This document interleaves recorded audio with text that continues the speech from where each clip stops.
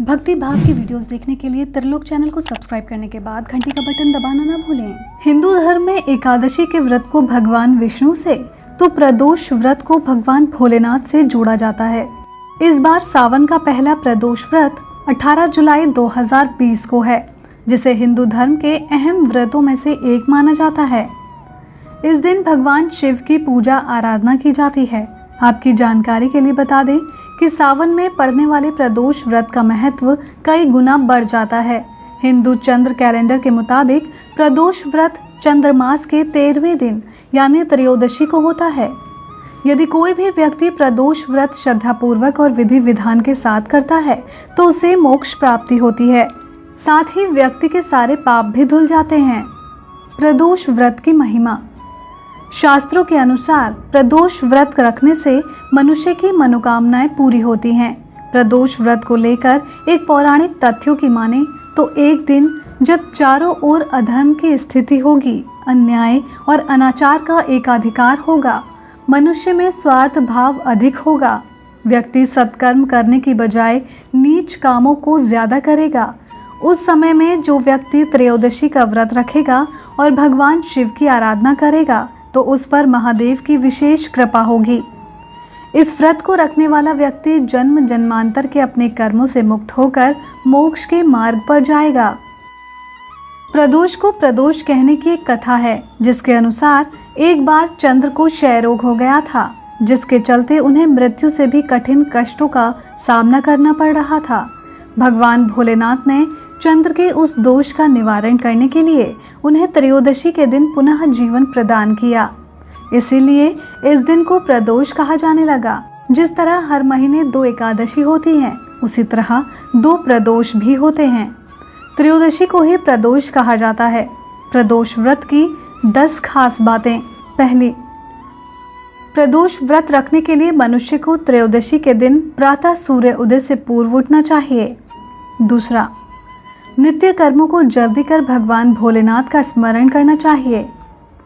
तीसरा, इस व्रत में आहार नहीं लिया जाता है।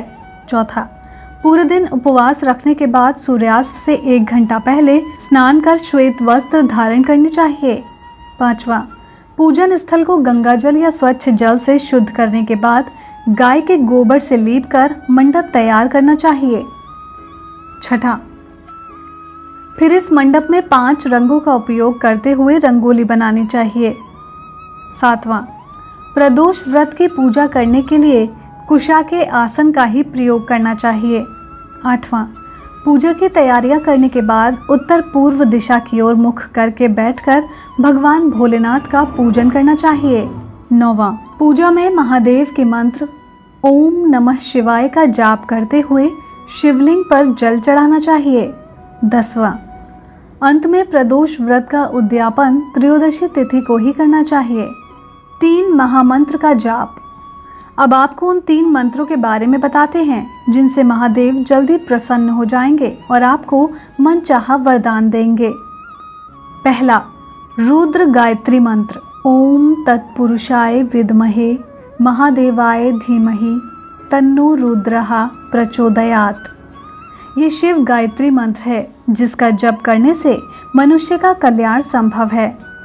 सावन में शिव गायत्री मंत्र का जप विशेष फल प्राप्त कराता है। रुद्र गायत्री मंत्र का 108 बार जप करना चाहिए।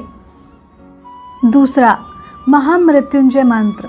ओम त्र्यंबकम यजामहे सुगंधिम पुष्टिवर्धनम उर्वारुकमेव बंधनान मृत्योर्मोक्षीय मामृतात्।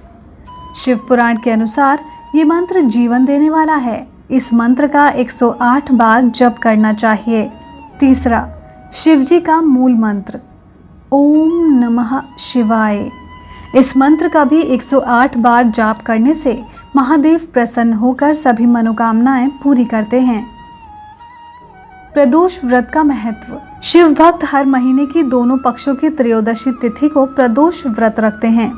शास्त्रों में कहा गया है कि यदि कोई व्यक्ति 11 या 1 वर्ष के सारे त्रयोदशी के व्रत करता है तो उसकी सारी मनोकामनाएं अवश्य और जल्दी पूरी होती हैं। प्रदोष के व्रत रखने से व्यक्ति का चंद्र ठीक रहता है। कहते हैं कि चंद्र के सुधार से शुक्र भी सुधरता है और शुक्र के सुधरने से बुध भी अपने आप सुधर जाता है।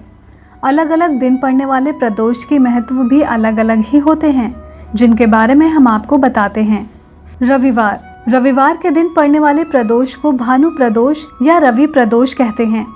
इस दिन प्रदोष व्रत रखने से जीवन में सुख, शांति और लंबी आयु की प्राप्ति होती है। रवि प्रदोष का संबंध सूर्य से होता है, इसलिए इस दिन का व्रत रखने से चंद्रमा के साथ सूर्य भी आपके जीवन में सक्रिय रहता है। सूर्य से संबंधित होने के कारण ये जीवन में आपको नाम, यश और सम्मान भी दिलाता है। अगर आपकी कुंडली में अपयश के योग हो तो इस प्रदोष का व्रत आपको अवश्य करना चाहिए। रवि प्रदोष रखने से सूर्य संबंधी सारे दुख दूर हो जाते हैं। सोमवार, त्रयोदशी तिथि सोमवार को पड़ने पर इसे सोम प्रदोष कहते हैं। इस व्रत से इच्छा अनुसार फल प्राप्त होता है। जिसका चंद्र खराब हो उनको ये प्रदोष जरूर नियम पूर्वक रखना चाहिए, जिससे उनके जीवन में शांति बनी रहेगी। कई लोग संतान की प्राप्ति के लिए भी सोम प्रदोष का व्रत रखते हैं। मंगलवार को आने वाले इस प्रदोष को भौम प्रदोष कहा जाता है। इस दिन प्रदोष व्रत विधि पूर्वक रखने से कर्ज से मुक्ति मिल जाती है। भौम प्रदोष का व्रत रखने से स्वास्थ्य संबंधी समस्याओं से मुक्ति पाई जा सकती है। बुधवार को आने वाले प्रदोष को सौम्यवारा प्रदोष कहा जाता है, जो शिक्षा और ज्ञान की प्राप्ति के लिए किया जाता है। अगर आपको इष्ट प्राप्ति की इच्छा है तो ये प्रदोष जरूर रखें। इसके साथ ही ये सभी मनोकामनाओं को भी पूरी करता है। गुरुवार को आने वाले प्रदोष को गुरुवार प्रदोष कहते हैं। अक्सर ये प्रदोष शत्रु और सभी खतरों से छुटकारा पाने के लिए किया जाता है। इससे आपका बृहस्पति ग्रह शुभ प्रभाव देता है। इसके अलावा इस दिन का व्रत करने से पितरों का आशीर्वाद भी मिलता है। शुक्रवार, इसे भुगरुवारा प्रदोष कहते हैं।